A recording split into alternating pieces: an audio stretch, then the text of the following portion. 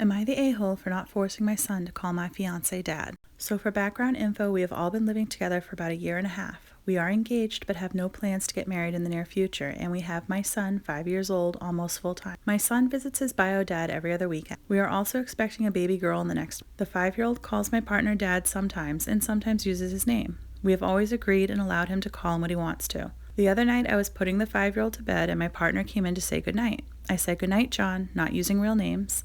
Then turned to the 5-year-old and said, say goodnight, John, which he then repeated. Goodnight, John. Love you. My partner got upset and started telling me to leave his name out of it and that I am taking away the kid's ability to call him dad and that I'm forcing and encouraging him to use his name. Also that he would be absolutely mad at me if I do that with the baby. I clarified that I wouldn't do that with the baby because he's the baby's father, and when it comes to the 5-year-old, he should be allowed to call him what he wants, and we have always used both. It just came out naturally, and I think that should be okay. He has since stated that he is not saying to never use his name, but that the way I phrased it needs to never happen again. He says I am forcing the 5-year-old to use his name, and that he will be upset if this causes the baby to use his name, and he'll be mad at me. He's also clarified that he never wanted to date a woman with kids for this reason, and has asked that we just don't say goodnight to him. I don't see the problem and think he should allow the dad thing to happen naturally.